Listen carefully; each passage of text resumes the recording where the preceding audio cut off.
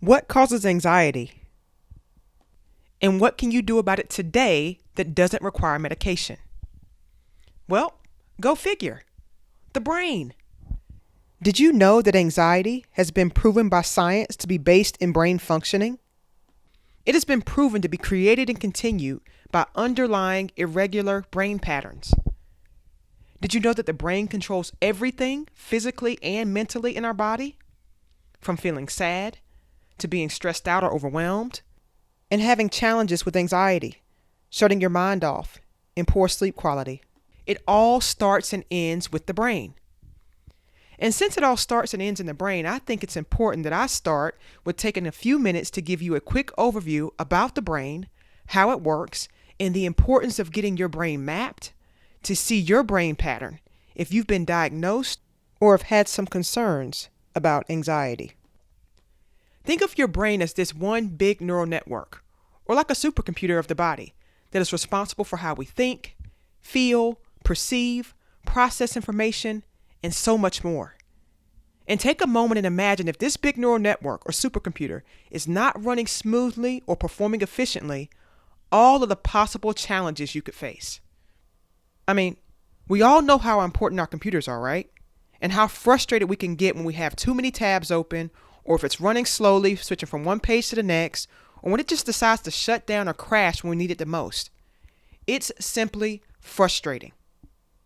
Well, just like there are several components of your computer that allows it to run smoothly and perform efficiently, think of your brain in the same manner. There are several components that make up how our brain actually functions and works, and there are two specific aspects that I want to talk about today that we look at when understanding your brain performance. And they are brain lobes, or brain areas, and brain waves, or the speed at which your brain's electrical energy is functioning. First, let me talk briefly about brain lobes that our team studies when gathering information about your brain performance.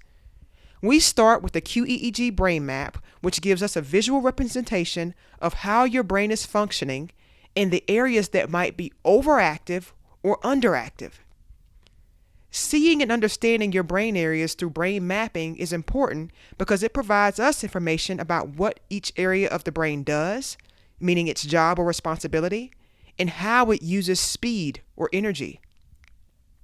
To keep this simple and for the purposes of this topic, I'm going to give you a little information about each area specifically and the areas that pertains to anxiety. And I will share with you at the end how to learn more if you want to get a little deeper. Let's start with the frontal lobe. The front part of the brain is for executive functioning, or things like thinking, planning, decision-making, attention, working memory, emotions. People with irregular brain patterns in this area may experience difficulty with focus and attention, trouble with expressing their emotions, poor decision-making, impulse control, and more. The temporal lobe is found on either side of the brain and just above the ears. This is a language and speech area, auditory processing area.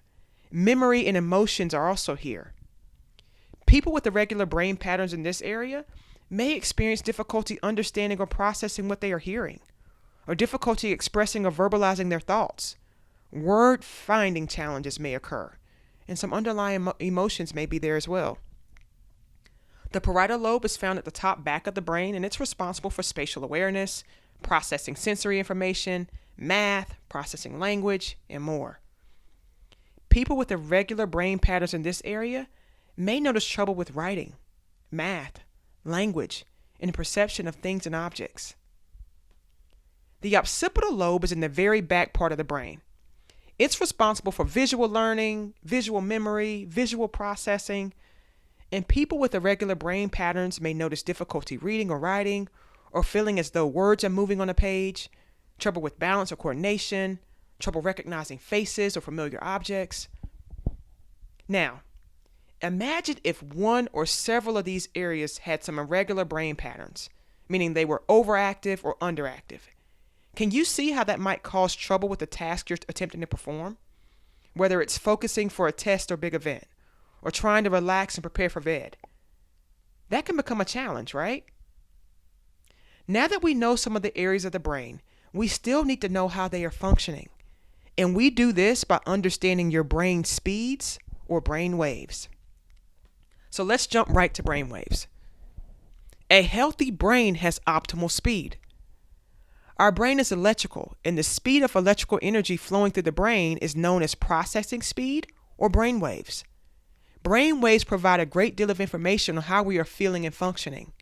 Brain waves break down energy by speed, and depending on your brain's speed, we can identify states of distractibility, focus, relaxation, stress, underlying moods, and overall brain function. There are 5 main brain waves that the brain uses to be able to get into different states throughout the day. A healthy brain, or one that is performing optimally, is able to get in and out of these states effortlessly. The brain waves are high beta. This is a very fast wave, or a brain wave that produces a lot of energy. A lot of times this can be stress or anxiety when we see this in a brain map. Beta waves, it's a fast wave as well, but not quite as fast as high beta. This one's responsible for being more alert, attentive, engaged thinking and problem solving. Alpha brain waves, that's a brain wave that's not too fast and it's not too slow. It's more of a relaxed state. It's when your brain is idling and ready for whatever task lies ahead. Now we're going to get to some of the lower brain powers. Theta waves, it's a slower wave. It's more for drowsiness or deep relaxation. Delta brainwave, that's the slowest brainwave that we see. This one's responsible for sleep. So think about your own life and your day-to-day responsibilities. If you are engaged in a task that requires you to perform and or produce work, an optimal brain state that you need to access is beta. Being in the beta brain state when performing tasks, learning a new skill, or carrying on a conversation is important for optimal performance. Now, let's say you're performing a task, attempting to learn a new skill, and trying to carry on a conversation, and you're producing very high beta activity. This could cause you to feel overwhelmed, stressed or anxious, tension, and even possible headaches. A common anxiety brain pattern we see can show high or fast beta and high or fast high beta, which is why people may report symptoms related to stress, like racing thoughts, feeling on high alert, muscle tension, headaches, trouble sleeping, and more. This person has a brain pattern that is stuck in high gear. Remember, our brain is supposed to be able to shift from one state to another. So if it hangs out in any state too long, that's when problems can arise. That's why medications are often prescribed or suggested to regulate this type of brain pattern or brain activity.